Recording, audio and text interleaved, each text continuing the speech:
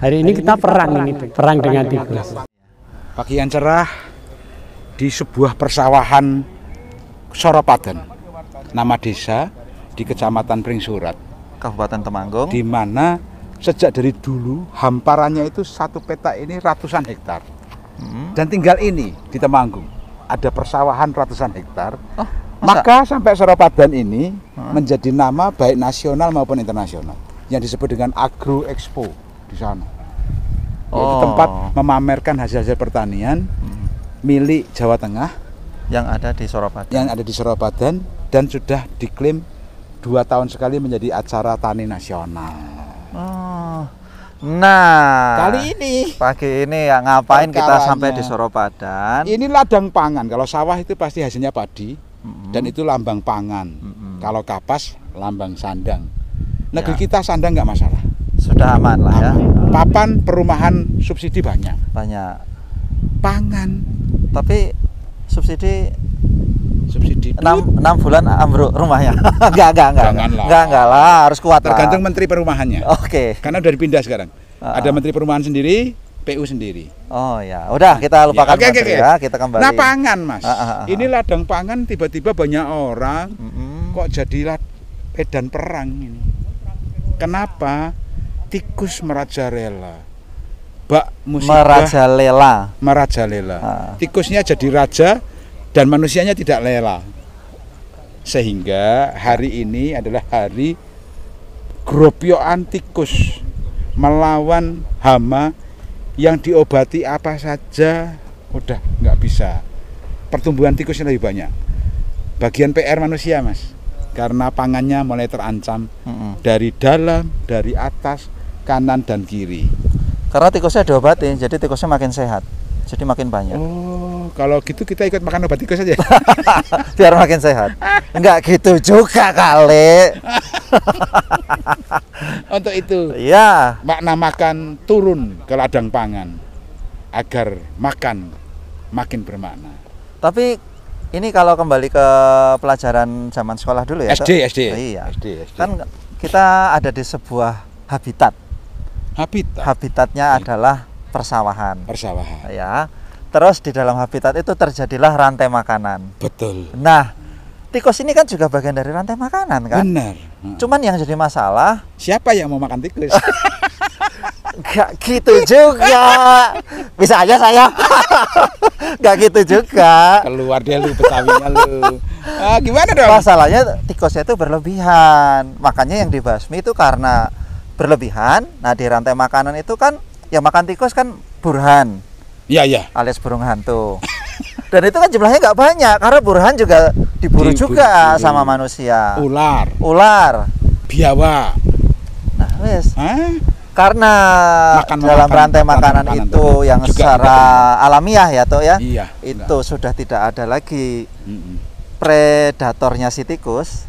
Sehingga jadi akhirnya ya wajar aja tikus mempertahankan kehidupannya. Cuman yang rusak itu, makanya kalau yang rusak itu tikus.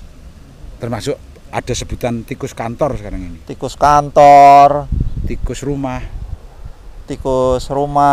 Yang paling baik cuma satu tikus itu. Het tikus endang. Itu baik, suaranya bagus. Nggak ngerusak lagi. Keren itu. Merdu suaranya. Iya. Membangun cinta dan aroma. Oke deh.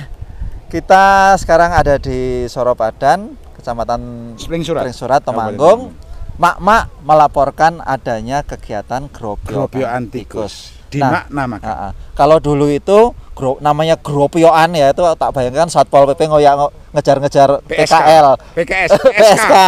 Nah, apakah ini lagi gropyokan kayak gitu, ngejar-ngejar tikus gitu, atau dengan cara lain? Nah, ini baru kita kasih tahu ke teman-teman penonton. Apakah caranya masih kayak gitu, kejar-kejaran gitu, atau enggak? Kita lihat nanti. Bagaimana caranya mereka mengguyop-yop. Tetap disaksikan mak-mak. Makna makan. Karena makan harus bermakna.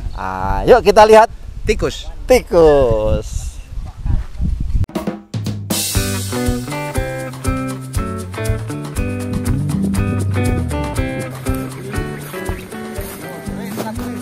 Kelompok petani ini bawa alat perang. Di ladang pangannya menjadi medan perang. cara bagaimana melawan kelompok tikus.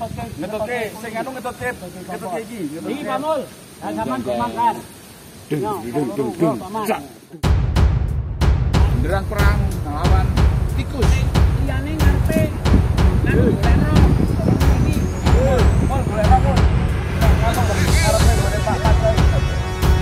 Di daerah Soropadan ini kebetulan endemik tikus. Ini kami sudah tahun ketiga atau keempat tidak pernah panen. Karena diserang tikus, makanya kita sekarang gerobyokan tikus untuk mengawali.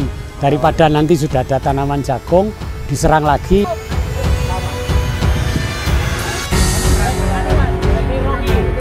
Mengingat irigasi, ada proyek irigasi yang mau dibangun supaya mati, ini ada tanam jagung. Nah, ini untuk menghindari jagung rusak, kita tangani terlebih dahulu tikusnya. Lubang tikus ini harus habis ini nantinya. Ini kan lubang tikus. Ini harus habis ini nanti. Tikusnya dikasih.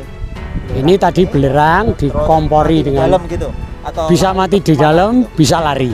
Tapi kebanyakan kalau rongnya ini hanya satu jurusan mati di dalam. Tapi kalau dia punya cabang bisa keluar tikusnya. Sehingga tidak ada mungkin ada kemungkinan tikusnya tidak tertangkap tapi mati di dalam. Tikus sawah itu kan akan makan apa saja di lahan manakala tidak ada padi. Tapi manakala ada padi, jagung akan aman. Tapi karena mengingat di sini nanti irigasi mati, ini tidak ada aktivitas petani menanam padi. Otomatis nanti serangan akan ke jagung. Nah, makanya kita analisa bahwa jumlah rongkok banyak sekali, nah itu kita tangani di sistem pengomposan. Pengomposan itu kita memasukkan bahan belerang, dengan dipanaskan dia akan berubah jadi asap yang baunya luar biasa, cenderung membunuh diri. Dia kan manakala lubang dikasih belerang sama diasapi pakai gas kan masuk, tikus otomatis cenderung lari ke dalam. Nanti lubang tikus ditutup, otomatis dia akan teracuni di dalam. Tikus itu deretnya sudah deret ukur Mas, bukan deret hitung. Jadi kalau tikus itu satu pasang, andai kata ada tikus satu pasang, kan sekali beranak dia paling tidak bisa sampai 15 Mas. Bisa sampai 15. 1 bulan kemudian yang baru beranak ini sudah beranak lagi. Berarti kalau dari 2 sampai 15 taruhlah, nanti sebulan kemudian sudah 15 kali 15. Itu serangan hampir 50% lebih. Itu aja posisi belum merata ya. Nah, nanti apalagi sudah merata terus pasti habis ya. Tapi setelah saya pelajari kenapa sih petani kok kata tadi kita nggak mau menangani tikus, dia ternyata belum paham.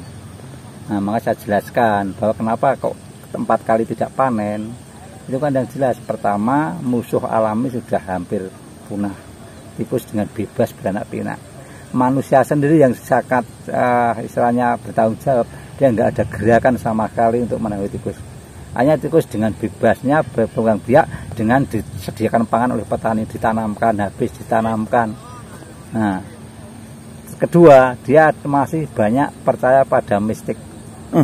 Nah, itu yang membuat ketakutan mereka. Katanya ada kepalanya tikus yang besar, ada yang mengganggu. Nanti katanya kalau di ini akan rusak tanaman, itu yang membuat mereka mitos itu kuat. Tapi setelah saya tanya satu persatu, si A, saya diceritani si B ada diceritani si A. Berarti semua mitos yang percaya di hati mereka. Lari aneh pun sekawan. Lari aneh pun sekawan. Lari aneh pun sekawan. Lah nek menurut winginane kula jalan-jalan kali Pak Robi, blok dari sini sampai sana belum ada 50% yang bisa ditanam. Memang kesadaran, saya sampaikan, memang sementara tingkat kesadaran petani untuk kita bersama-sama bahwa orang lain butuh kita itu memang perlu kita tingkatkan. Karena pekerjaannya harus tim ya kan. Yang kedua kan sebenarnya antisipasi sudah direncanakan lah bahwa lahan ini besok kalau mau panen ada serangan berapa itu sudah kita hitung sebelumnya sebenarnya. Nah, terus nanti gerakan apa yang kita lakukan itu baru kita bisa rencanakan. Termasuk dengan perangkap-perangkap tikus itu ya Pak ini ya? Kan kalau sudah masif ini kan sebenarnya kemarin saya konversi yang lahan bawah itu kira-kira hampir 60 meter itu ada lubang sekitar 30-an. Nah, dari satu peta aja sudah bisa dihitung. Dari 30 lubang itu manakala ada tikus satu-satu, kan ada 30 lubang ya kan. Kriterianya 15, pejalan 15, dia beranak rata-rata 8. Nah, itu baru satu peta loh. Bisa dikonversi, ada serangan berapa bisa dikata hitung sebelumnya. Makanya kalau petani tidak ada gerakan itu rugi, karena sebenarnya sudah bisa diprediksi sejak awal. Jadi untuk mengawali kegiatan nanti, ini pola tanam kita rubah dulu Mas. Jadi pola tanam yang tadinya padi, sekarang kita rubah karena untuk tahun ini kami tidak akan tercukupi air untuk menanam padi. Karena irigasi ini akan kita rehab. Kebetulan sekali kami mendapatkan alokasi dana dari Kementerian Pertanian, sehingga kita alihkan untuk budidaya tanaman yang kuat terhadap kekurangan air.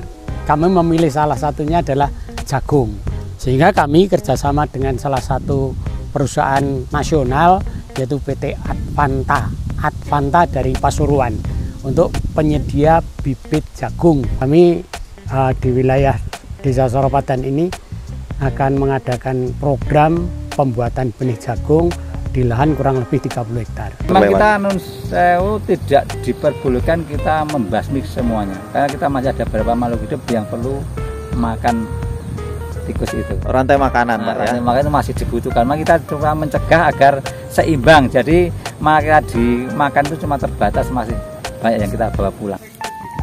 Menjadi petani memanglah pekerjaan yang sangat mulia, sebab karenanya kita semua bisa mendapatkan bahan pangan untuk kehidupan kita. Tetapi juga ada yang tak kalah pentingnya, yaitu menjaga keselarasan alam semesta ini agar keharmonisan kehidupan terjadi. Ya udah, sampai jumpa di episode berikutnya. Jangan lupa subscribe, share, dan komen. Dah.